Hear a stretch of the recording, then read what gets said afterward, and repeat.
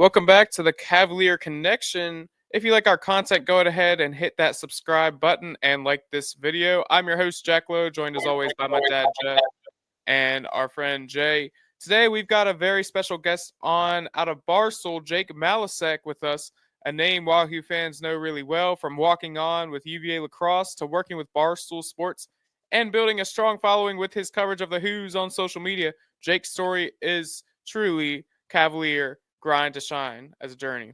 But before we get into that, we got to get into our Mincer's moments of the week, as we had a lot of NFL preseason going on. It's a great time to see some Who's get into action as they try and make that 53-man roster, 52-man, whatever the number is.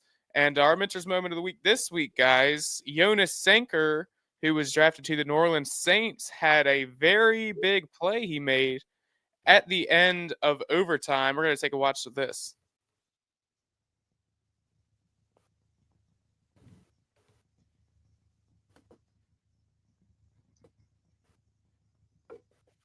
And use the timeout. No, they'll throw it.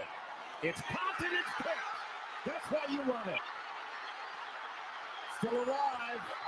Going down the sideline there, I would like to have seen him a little more aware and step out of bounds with maybe 2 or 3 seconds on the clock.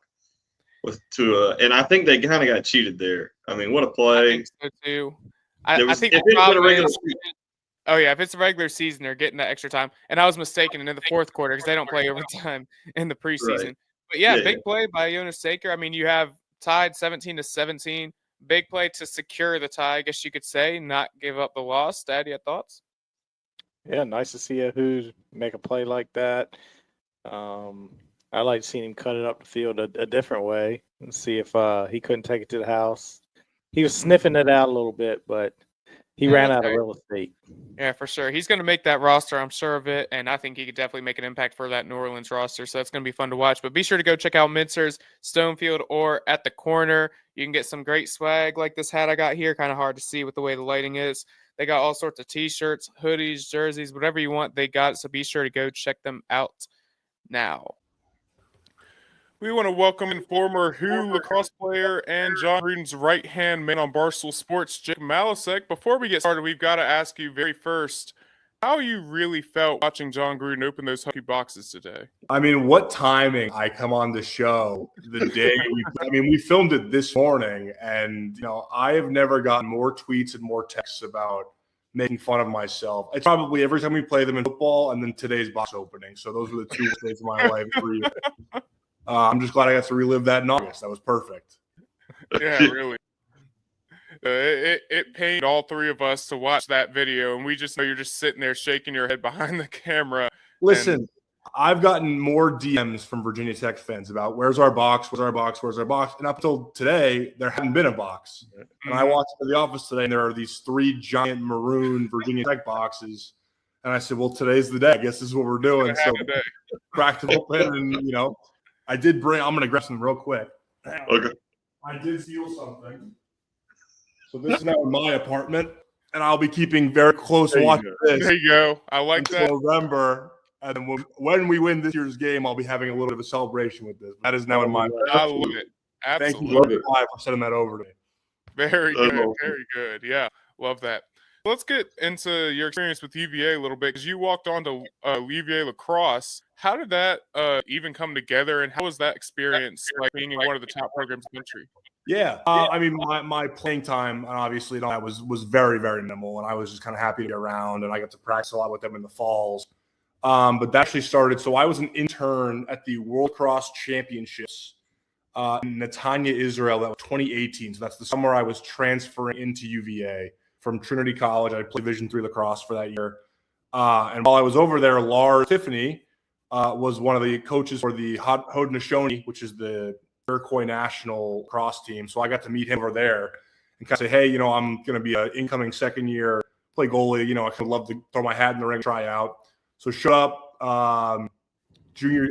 second year, and kind of played the whole fall. And I got to hang around. I mean, I had 4 goalies at the time, and all 4 were recruited, whole thing. So I kind of was, hey, if we need you, we'll call you. But it was one of those deals where if they had a lefty that they did in goal, I would come practice and stuff like that. So it was pretty fun to be, I mean, I never thought I'd be playing Division I lacrosse at any point ever. So just kind of getting to hang on the program was pretty sweet. And I did the same thing junior year up until COVID happened, and then that kind of derailed the UVA athletics for the rest of my time at school.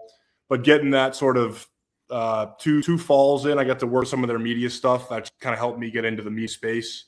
So thank you to Kip Turner for kind of offering that role to me. But yeah, that was pretty cool. I got to meet him in Israel and kind of got started that way. That's awesome. And that really transitions into my next question. You got into content creation while still a student. What were you kind of making back then? What kind of content? And did you have any idea it would open doors later? Yeah, so I got pretty spoiled at UVA when I first showed up. It was 2019, and it was the year basically we were dominating every sport. Oh, yeah. Well, I kind of thought that's how things were just going to go. Unfortunately, that has not been the case for the remainder of my UVA fandom so far. But both my parents went to UVA, so I was a pretty UVA kid growing up. I mean, obviously, I wasn't as tapped in as I am now. But that year, 2018, 2019, when we beat Tech, we made the AC championship, we won the national title in basketball, lacrosse, all that stuff. I started kind of pumping out videos in my apartment just for fun. And looking back on now, they are terrible. But it kind of got my wheels turning, and it was something fun for me to do because I had a lot of free time because my school was kind of I had an eater major and the whole thing, so I had some other stuff. And that was something that kind of got my foot in the door. I had a buddy of mine who I knew from years and years and years ago who just happened to also go to UVA. And at the time, he was running the UVA Barstool account and said, hey, like, I see you making all these videos and stuff like that. Do you want to just do that for us? And I said, that sounds great. So I got my, Barstool foot in the door there that way and did that for the next, I guess, 2.5 years until I graduated. And then once you kind of have the Barstool UVA gig, you're sort of in their system, right? So it's called the Viceroy program at Barstool. And all those kids are underneath the HQ umbrella. So then when you're, 2 years ending and mainly seniors because they want to hire kids once the internship's over, but they have a separate internship application for all those kids. So I got denied actually after my junior year. And then after graduation, I got the gig, moved to New York, did an internship for 3 months, and then got full time and been there ever since, going on year 5, which feels pretty crazy to say. Yeah, that's sweet. So you're playing internationally for the Czech national team. What's the latest with that squad, and where will fans be able to watch you guys play again? Yeah, so we just finished up our European Championships in Poland this past July. So that was a month-ish ago. Went probably as good as it could have gone. Basically, the goal there was you have to qualify top 7. So there were 24 teams that showed up. This is the upcoming World Championship. Is the smallest field they've ever had. It's 16 teams. So they said, hey, top 7 from Europe. I think it's top 5 or so from the North America. And then they have, Japan, Australia, the fill-in teams that will kind of round out the 16. But the European, it was 24 teams, top 7 got to go, and we ended up finishing 6th, which was pretty awesome. And that last game against Latvia, both teams got drunk the night before and had a good time. So that was a kind of a mess around game for 5th and 6th. So we can call it 5th at that point. But Czechs, basically that was a program defining tournament because if we didn't qualify for the Worlds, I think that it may have not folded, but like it would definitely taken a back seat to a lot of these guys in terms of what's next. So being able to go to like the main event in 2 years is pretty sweet. But the Worlds in 2027 will be held in Tokyo, which I'm stoked for. I've never been to Japan, and now I have a reason to go because I probably wouldn't have just gotten off my couch and gone. But yeah, 2027, that'll be broadcasted probably on ESPN Plus, stuff like that. But we played in the one in 2023 in San Diego. That was pretty fun. And then the one in Japan's in 2 years. That's awesome. That's awesome. Getting to travel the world doing something you love. It's unbelievable. Getting to see all guys because we're one of the few teams that's decent. That's mainly kids from the country. So a lot of these guys, like the Israel team and the Italy team, like they're Italian and they're Israeli. I mean, sure, but they grew up in America. They grew up playing lacrosse in America. It's a much different sort of level. So, we're pretty proud to say that 90% of our kids are born and raised in the Czech Republic, which is, a lot of other teams can't say. And it makes our win a lot sweeter, I think. Yeah, I enjoy following the team's story on X as you were posting videos. Thank you very much. It was awesome to watch. So, we talked about the Gruden video today you guys made. How did you land working with Coach Gruden, kind of being his right-hand man? Yeah. So I was in Chicago. So I guess that was I was 3.5 years into Barstool. So I've been basically helping out with all of the gambling stuff in my first 3 years. So a lot of graphics, video editing, social, travel. You do a lot of stuff on the fly live. So it was, a good trial run for a lot of different jobs. And then we hired Gruden in, I believe, end of October, early November of last year.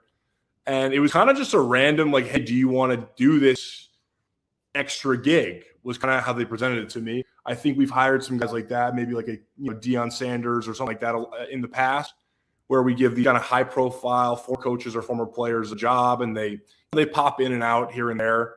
But they're not, full-time employees. They're kind of doing this as like a, I'm tired kind of gig.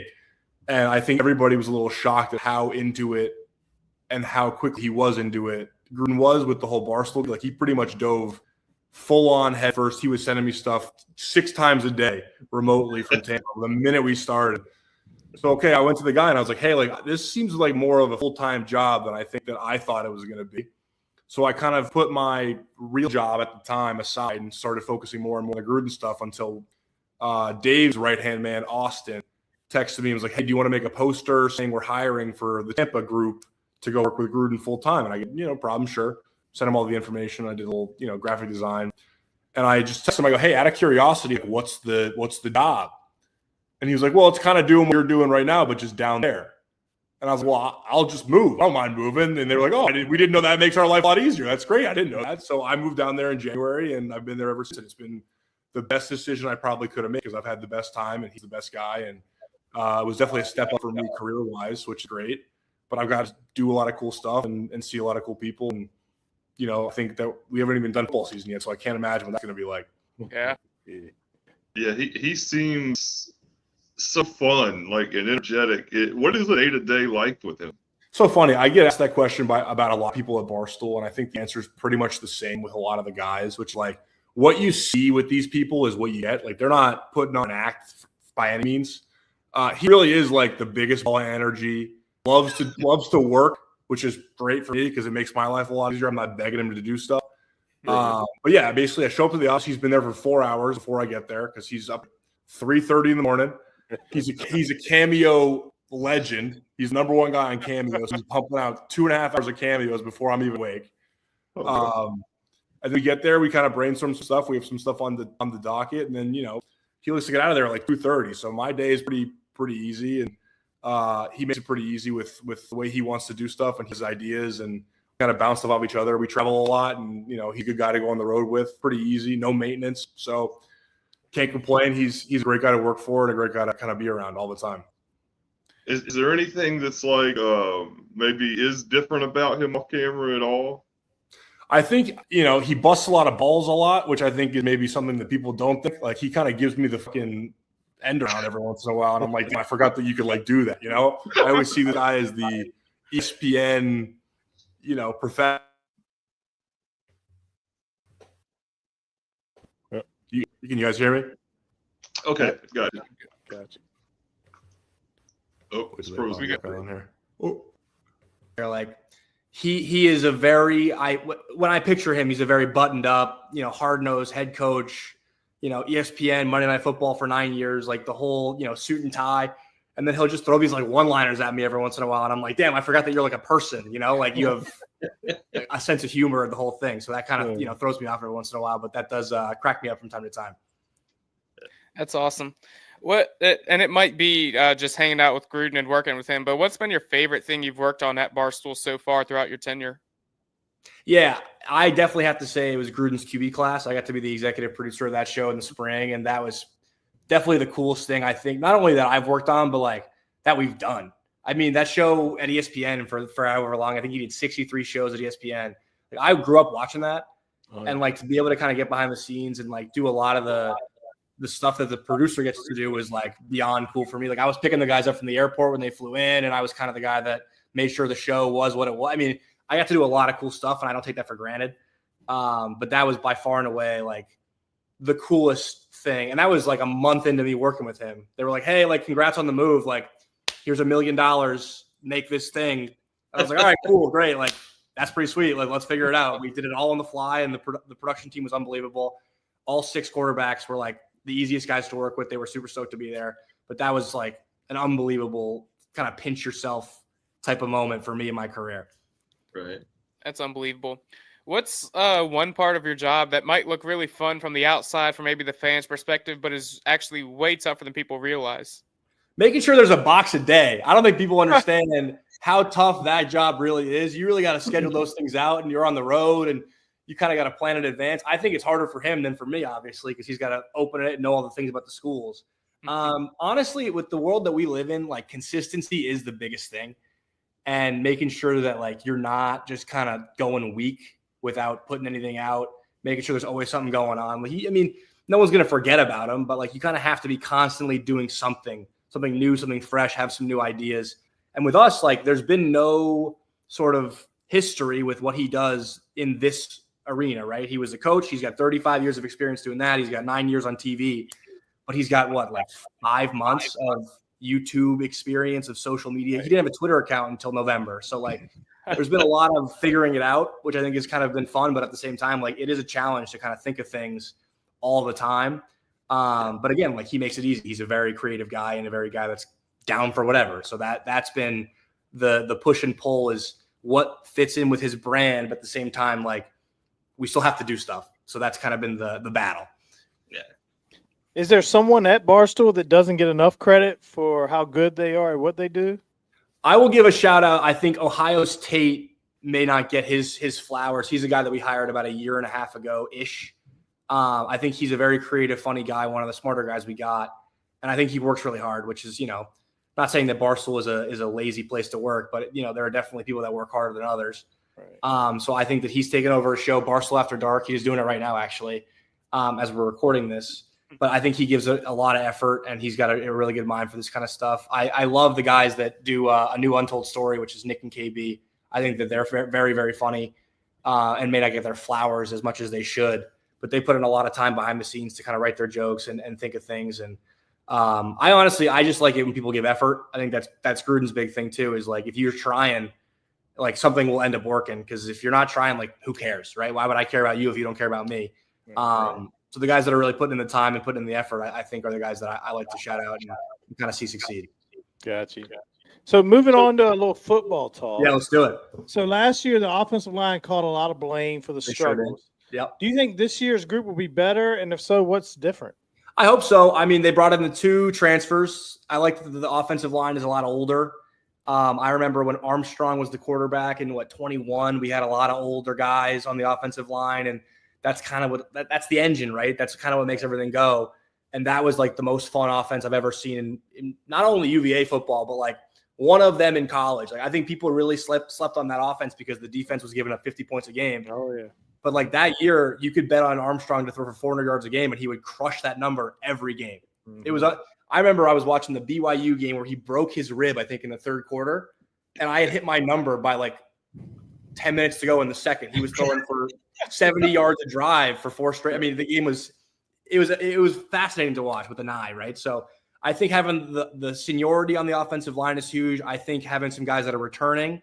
I like Heffernan as the O-line coach. I think he'll do a good job.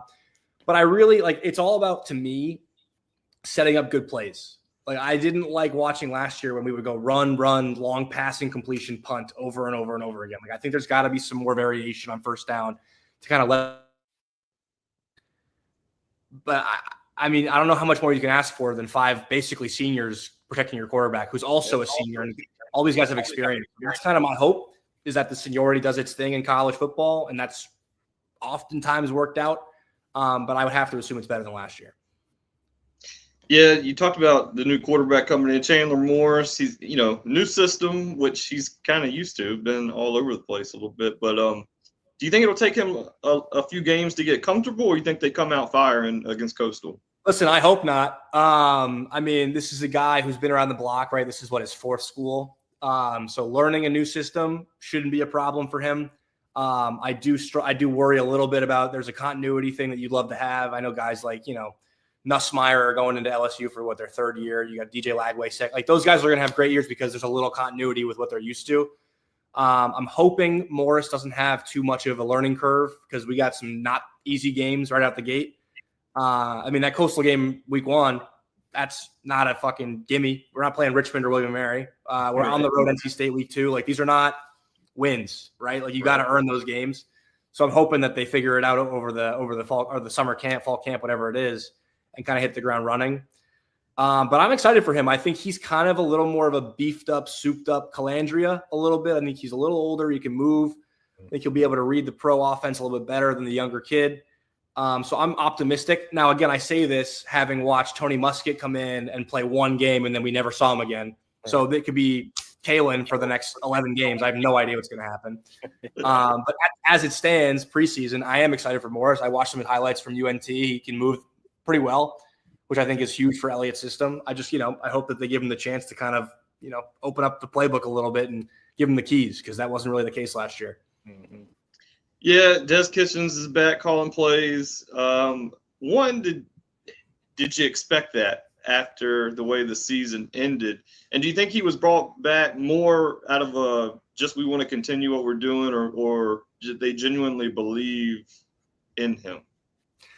I'm going to give Tony Elliott and his staff kind of the benefit of the doubt. I think this is their first real year where it's their team.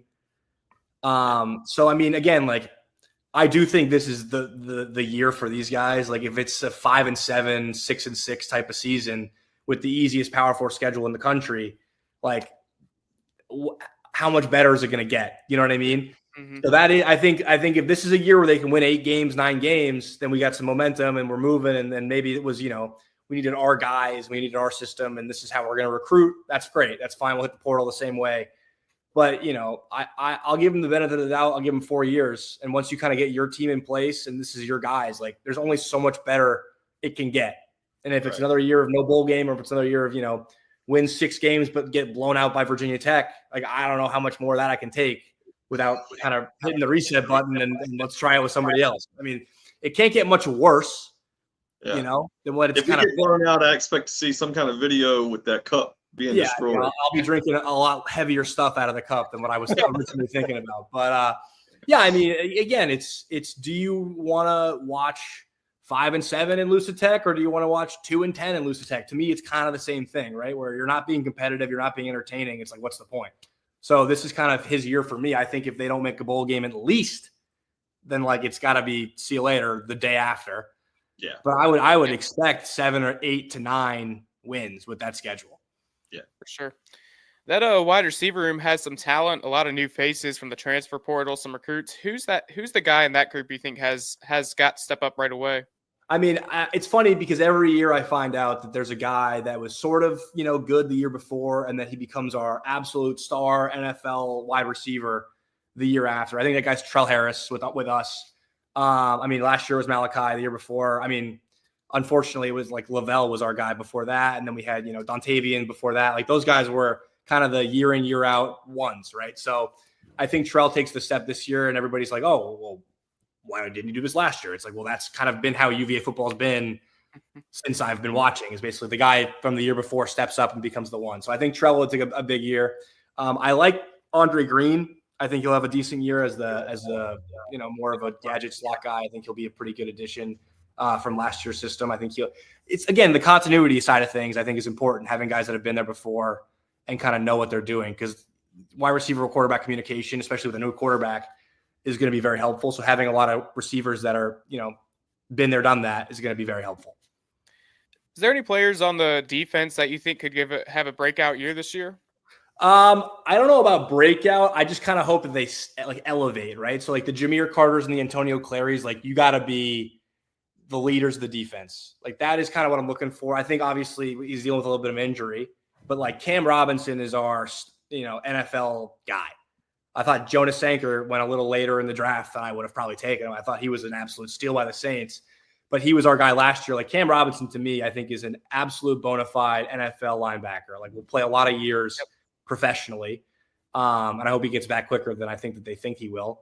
But yeah, I want the older guys on this team. I think this is kind of to Elliott's point, like the seniority and the experience on this roster has to step up.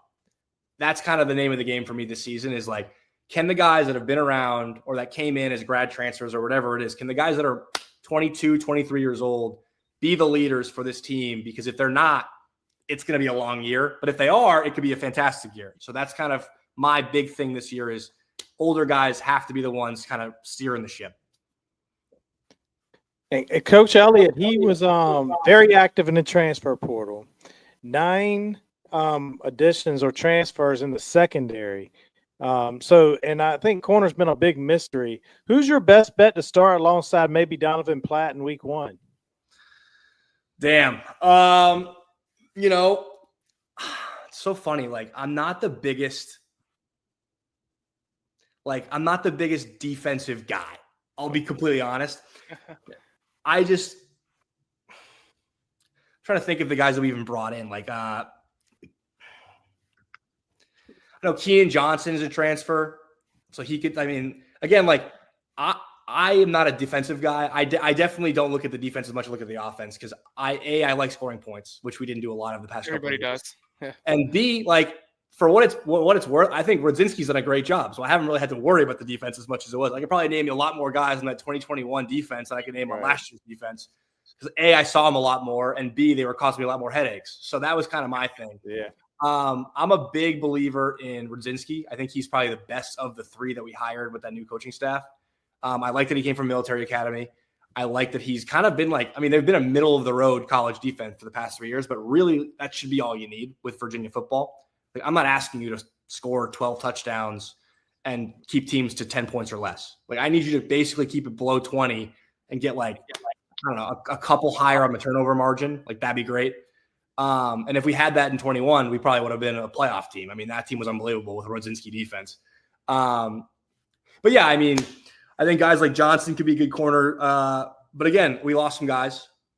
And I think, losing the safety and Sanker was a big miss. But again, senior guys, transfer guys, they have to step up. They have to fill some gaps.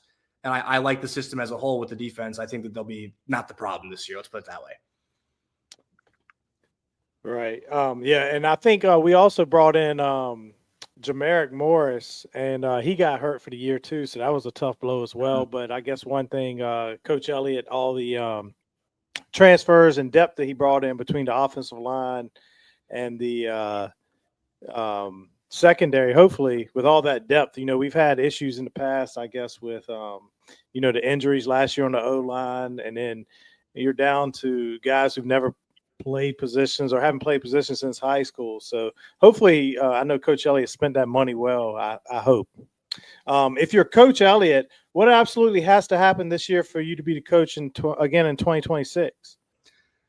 I mean, it's a big question. I think you have to beat Virginia Tech, truly. Okay.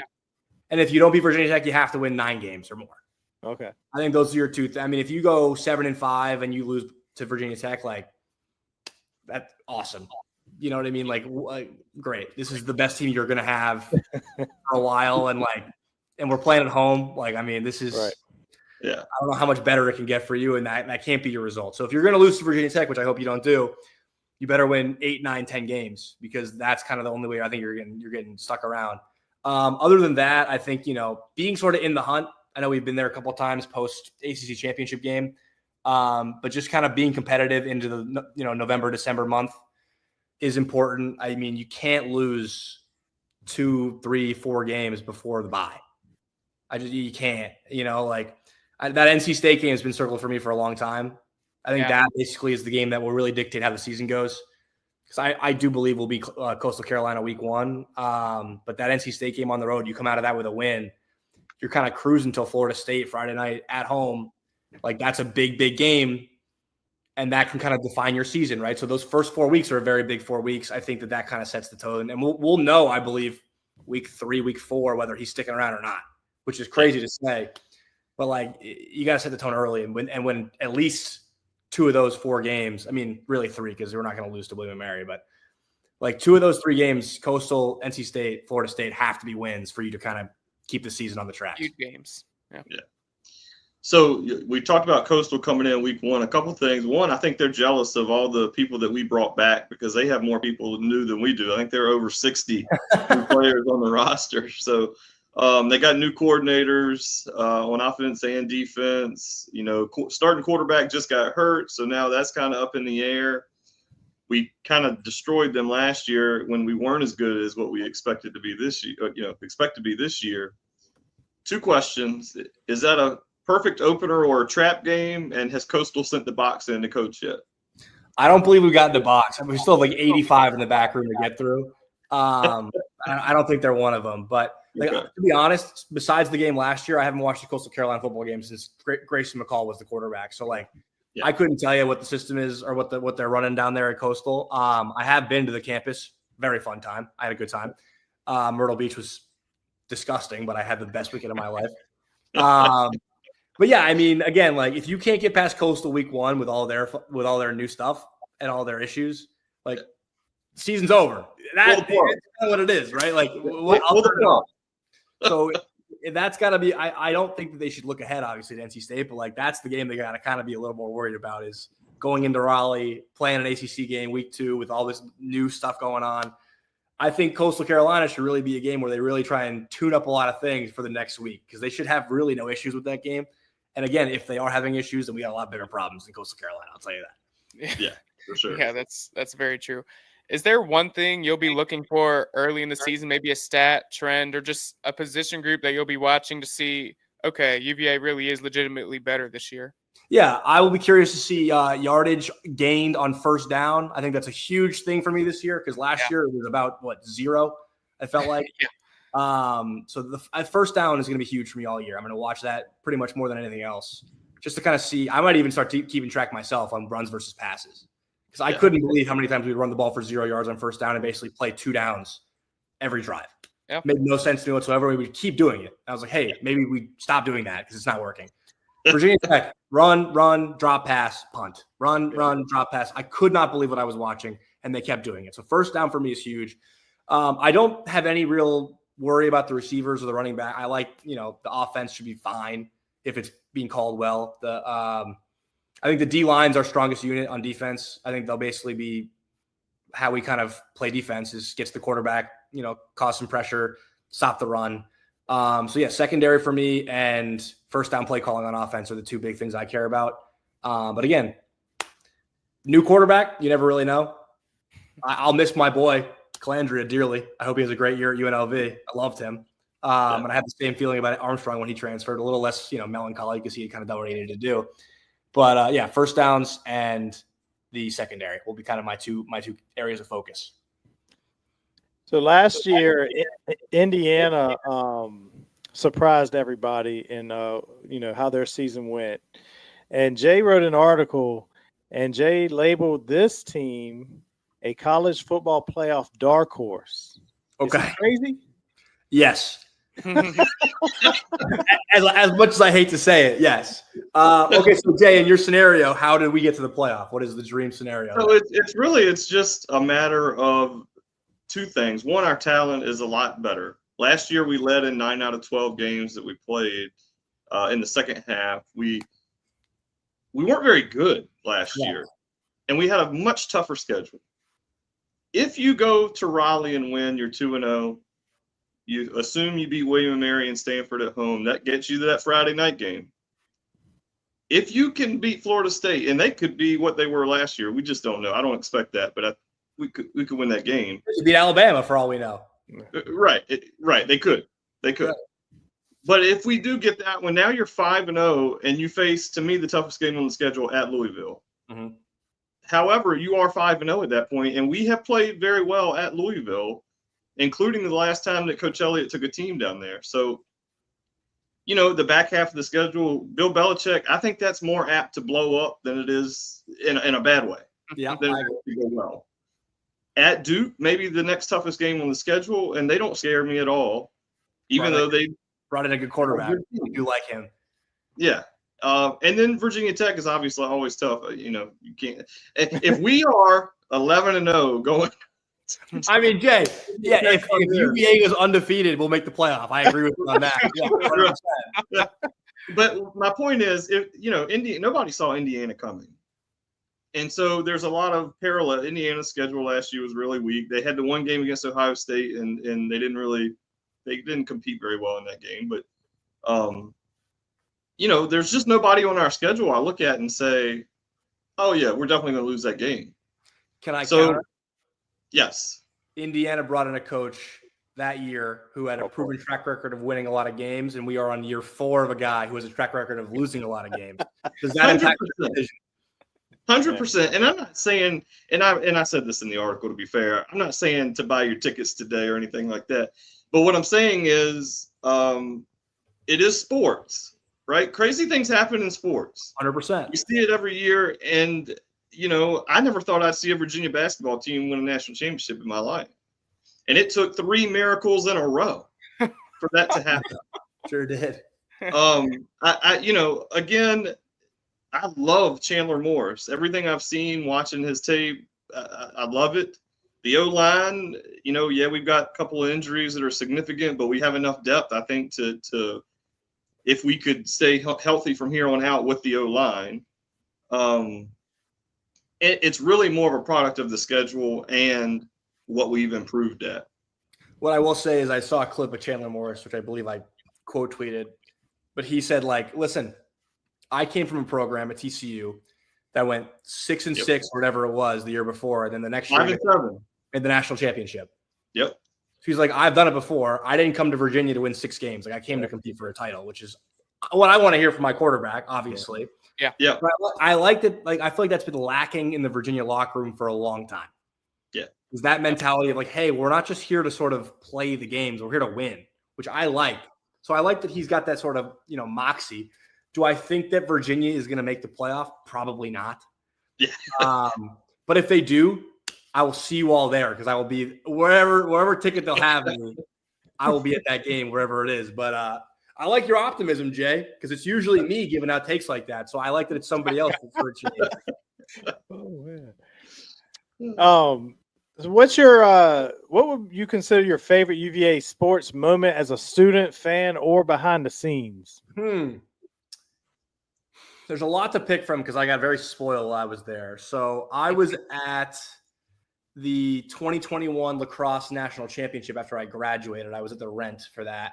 And that was the 17-16 win over Maryland, which was unbelievable. Yeah. Obviously the basketball run had 3 of those. So take your pick on any of those. Oh yeah. I truly think that it was the Virginia Tech 2019 game. I've never been to a football game like that in my life where I felt like the entire town obviously was there. Yeah. Thanksgiving weekend, all the students were pretty much gone. It was me and my 8 buddies that were still living in Charlottesville at the time went to the game with the entire town of Charlottesville. Yeah. ACC championship game on the line, which was pretty awesome. And then obviously we win. I had the best party of my life that night. The entire school ended up at my house for some reason, which was unbelievable. So I'll probably pick the 19 Tech game, but obviously you can't go wrong picking anything from the national championship run with basketball. I watched 2 lacrosse national championships. I got very lucky and I was there for 3 years and got to witness 5 titles and meaningful sports. So I'll stick with 2019 Tech. I think that's the most fun I've ever had at any event. And I think it was more fun that night than the night we won the title in basketball, which is crazy to say. But yeah, you can't really go wrong with any of those things. Yeah, right. Yeah, for sure. So out of the UVA football schedule this season, you've got 1 road game that you get to hit this season. I think you were at the Notre Dame game last season. Correct me if I'm wrong. Yeah, I was. Notre Dame, by the way, you hear a lot of talk about Notre Dame being this mecca of college football and wow, you have to go see a football game at Notre Dame and all that yip yap. Those people are 1,000% right. That was unbelievable. Going to Notre Dame, I was like, no, that can't be right. There's no way it's that crazy of a time. And how I have never experienced something more religious. I felt my spirit. We lost that game by 35 points. I had the best time. I was like, this is unbelievable. I sat down in my seat in Notre Dame Stadium as Chris Tyree was fumbling the opening kick. Oh, man. And the rest of the game, I was like, I don't care. This has been the greatest day of my life. I was there for 12 hours. It was unbelievable. So if you haven't been to Notre Dame, I highly recommend going because I had a life-changing experience in South Bend. But anyway, road UVA, I'm looking through the schedule right now to make sure I know which are road games. If you have 1 road game you could hit this season. I don't think I would go to NC State. I think Raleigh's kind of yucky if you live in Raleigh. No offense. I would probably go to UNC if I had to pick from the games. Wow, we have an easy-ass schedule. We better win 9 games. I'll be furious if we Jake's don't. jumping on board. He's going with you, Jay. National I title. appreciate it. Yeah. I will either trade you. I'll do Louisville or UNC are my two picks. I think Louisville is a very scary game to me. I love Miller Moss and Jeff Brom. I think they're going to have a very good team. And then UNC, obviously, I mean, why wouldn't you want to be in the arena with Bill Belichick? So those are probably my two picks. And those are two games that, like, you win those games, I'm kind of with Jay. Like, let's go to the playoff. I'm down for that. That sounds great. Because at that point, who's stopping us? If we're cruising through Louisville and UNC on the road, I don't see a lot more losses on that schedule. So I'm with that. Right. Yeah, for sure. And I've got to ask, getting to one of those road games, taking your flight, what is the secret sauce with you getting these empty roads? Guys, I wish I had the answers to the empty roads. I'll tell you, we went to we had this big secret golf event in Missouri where all of the results are very top secret, but we were at the Ozarks in Missouri last week for a Barstool golf event. And I took 4 flights. I took 2 on the way there and 2 on the way back. I sat next to somebody 0 times. That's crazy. Wow. That's incredible. One of them was an empty middle seat, and the rest of them were fully empty rows. Which does that indicate a recession? Possibly. But I've never gotten more lucky in my entire life. I somehow get on a commercial flight. I'm in like row 24, and there's just nobody in my row every single time. It's been like 60% of my past 20 flights have just been vacant rows. So I don't know what to tell you. I wish I had the answers because I would give it to everybody else. But I've been blessed by the gods with the empty row, the trick up my sleeve. It's incredible. So I've got 2 questions. One, how do we get to play the Barstool putt-putt course? And 2, how do we get on Barstool Beach House? So one of them you want to do much more than the other, and I let you decide which one is which. The putt-putt course it doesn't exist for about 51 weeks a year. So it's built for a week every year. I think it's probably in February every year. But it's literally like they're just flat mini golf holes. Like you'll have more fun going to any course in America than playing the Barstool mini golf course. In terms of Barstool Beach House, if you want to succumb yourself to getting blackout drunk 4 nights a week for 4 straight weeks and having that all be taped, I will get you in contact with our people. It doesn't sound like very much fun to me. So if that's up your alley, shoot me a message and I will get you guys set up with that. I'm 46. I might make it one night a week. Yeah, exactly. You got a recap show Monday morning too, so you get all the clips from that weekend. They're getting played right in your face while you're nursing that hangover. Oh man! All right, Jake. Well, we appreciate you coming on. We got one final question for you. Finish this sentence for us. By the end of this season, UVA football will have a record of 7-5. 7-5. Very realistic. Very realistic. Well, Jake, we appreciate you coming on. Let the fans know where they can find you, Barstool, and everything going on. Yeah, I'm on Twitter, Instagram, TikTok, all that stuff. Same username, just at Jake Malasek, first last name. And please follow Barstool Gruden on everything. We're reaching some milestones. Follow them on YouTube. We got our AFC North breakdown before the season comes out next Friday, and we're going to Eastern Illinois, Dayton, week 1. Under the lights in Charleston, Illinois. So we'll have a video from that as well. But yeah, at Jake Malasek on all platforms and at Barstool Gruden on all platforms. If you would be kind enough to toss a follow on both of those, that would be fantastic. For sure. We appreciate you coming on, Jake. Great stuff. And hopefully Jay's crazy take will come alive. How about that? Listen, I will be on the 50-yard line with all 3 of you fellas if we make the playoff. And you know what? I'll even buy the tickets. How about that? Man. How about that? UVA playoff? I'll buy all 4 tickets. Jack, clip that one. Yeah. We're going to clip that. Thanks. Once again, a big thanks and shout out to Jake Malasek for coming on. Very entertaining guy. Be sure to go check out all his stuff at Barstool, the stuff going on with Coach Gruden, and go follow him on the X's. There's a lot of entertaining stuff. Any thoughts, Jay? Oh, I just thought he was fantastic to talk to and love hearing all the Gruden stories. And, hey, I'm going to go ahead and put on my calendar, and Jake's got our tickets. 50-yard line playoff I'm game. excited. Yeah. Can't beat that. No, it was definitely entertaining, and you always know there's stuff behind the scenes that aren't as fun, but that's quite the gig right there. Working side by side, John Gruden especially, and you could tell his personality is not a hard one to work with. A lot of celebrity coaches or that kind of, they're probably difficult to work with and a lot of demands and maybe like pulling teeth to get them to come in. And I think John's having a blast. He's on his second pot of coffee when Jake walks in the door, it sounds like. That's right. Chucky. Yeah. Yeah, for sure. Well, that's going to wrap it up for this one. Be sure to go check out thecavalierconnection.com. Lots of great articles. You can go check out Jay's article that we referenced in this one, how UVA could get to the college football playoffs by the end of the year, and lots of other great articles as well. Be sure to go follow all the socials as well at Cavalier Connection, at Talk UVA Sports as well. And with that, that's going to wrap us up. Go Hoos! Go Hoos!